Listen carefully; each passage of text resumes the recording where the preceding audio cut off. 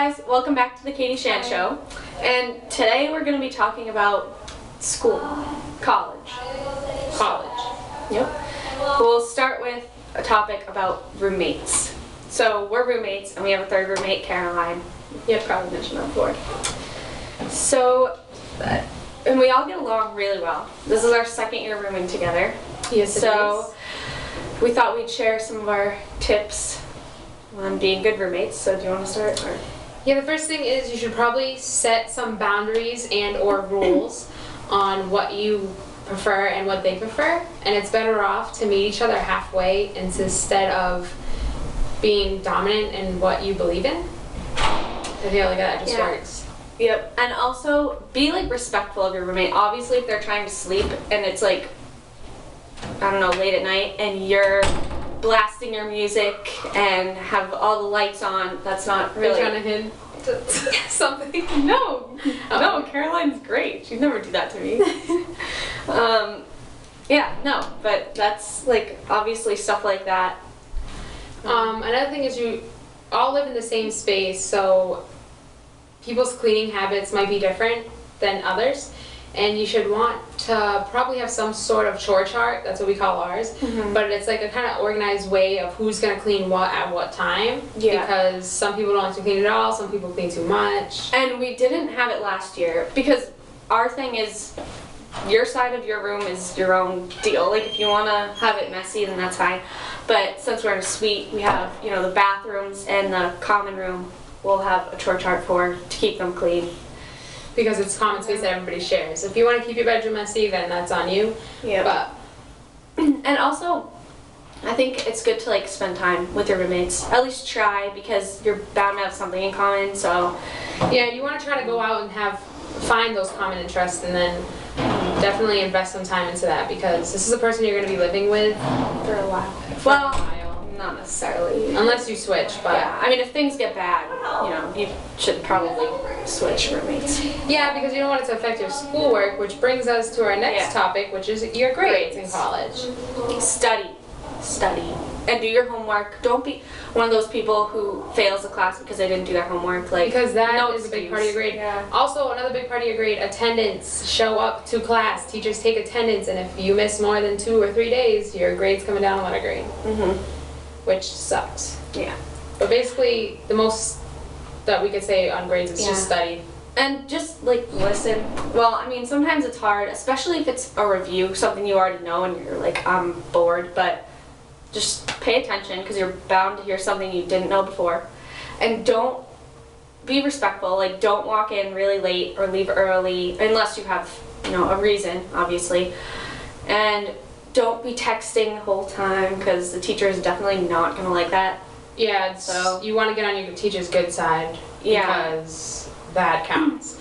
That matters. It matters if you go to them and ask them for help. If they like you, they will definitely help you. If they don't like you, they will help you at least to the least of their ability, because that's just how they are.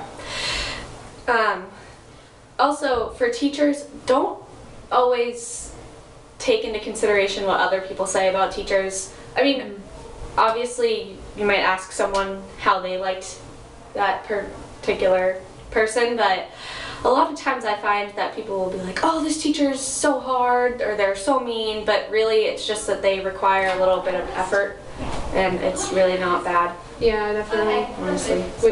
So, I mean, there are websites like Rate My Professor and things like that, but you can check. I kind of want to get an overall gist of what they're saying about the teacher, because most of the people who are writing on there and websites like that are people who failed the class because they didn't want to pay attention in what they were doing.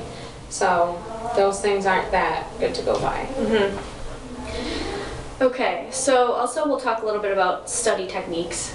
Yes. Everyone has their own way of studying.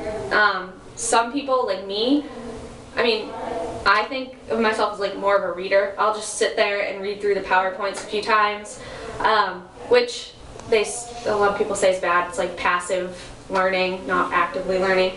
But there are certain things I'll use flashcards for, or every time I have a PowerPoint, I'll go through and memorize the definitions and stuff, and then I'll make a little study sheet, and I fold a piece of paper in half, and I have one side that are questions on the about the topics, and then I'll flip it over and it'll have the answer. So it's kind of a good way to test myself, which is basically flashcards. You could just use that too. But yeah. I'm more of a flashcard person, but the reason we're saying this is because before you come to college, you already want to know your studying technique, because they're going to hit you with a lot of material at the same time, and you got to know how you're supposed to remember all this material before exam 1 or exam 2, and it's hard to figure that out as you're trying to study at the same time. I mean, you probably would be able to tell as you're studying of your grades. So if you did flashcards and on exam 1 you got a 70, next time you should try reading or a study group, because some people like to study alone, some people like to study in a group. It just depends on you and the Also, person. I think another thing that really helps me is on certain days, well, most of my classes, I have like a little notebook. I don't even know if you know about this, but I write down the name of the class, and I write down one thing that I knew or was really good at, and then I write one thing that I don't know or I need to work on. Or if I really feel like I know everything well because I've learned it before, I'll just write some kind of like question that like I got out of it, and then I'll write homework below it so I know like what homework. And then before I go back to study for the test, I'll look at the stuff that I knew, and I'll still review it, but I'll spend most of my time on stuff that I knew I needed more work on, which is really helpful. Okay, and time management is big. Make sure that you don't procrastinate.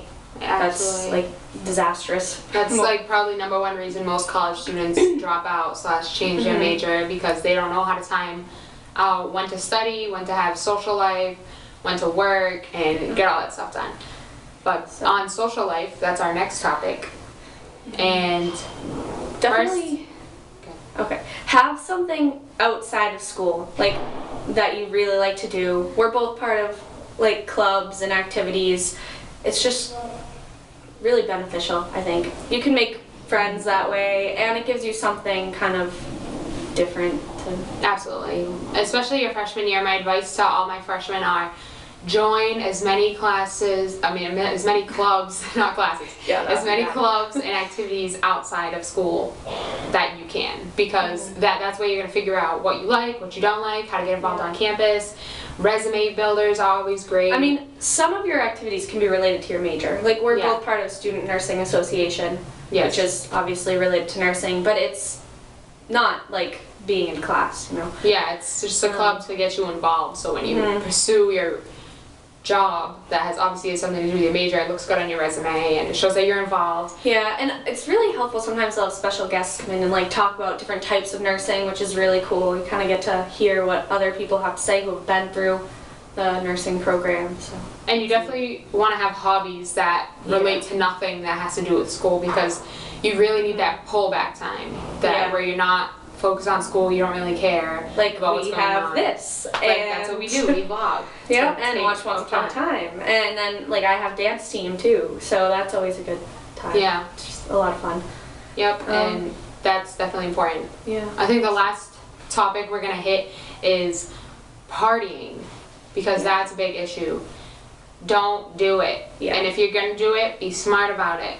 I mean, don't be going out to parties, like, all the time, and it's really going to have a bad effect on your grades. It really is, unless you're... And your health, probably. Yes, unless you're a brainiac, it's not going to help. Yeah. Your grades are going to drop. Even then, you'd probably... I've seen it happen. And plus, if you are going to live on the campus of your college, don't party stupid. The RAs will find you, you'll get in trouble, it's just added stress. Yep. Best thing to do is party with your RA. They know how to have fun, and they know how to have fun the right way without breaking any policies. That's good. Pretty much it for today. If there's anything else you guys want us to talk about or go into more detail on, or if you have any questions about anything we just said, or more advice, if you're just going to college or you're already in college and you want to know how to get involved, shoot us a question. We'll try to answer it to the best of our ability of past experiences and future experiences. Alright, I think we have some more tutorials coming up for Once Upon a Time stuff. Yes, early this week, and then it's Thanksgiving, so we won't make anything for that weekend. But and if you celebrate Thanksgiving, have a nice holiday. Yep, happy Thanksgiving. Eat a lot of food. Food is good. Stuffing is my favorite. Is hers too. Yes, I love stuffing. Yeah, stuffing is good. Alright guys. Bye. Bye.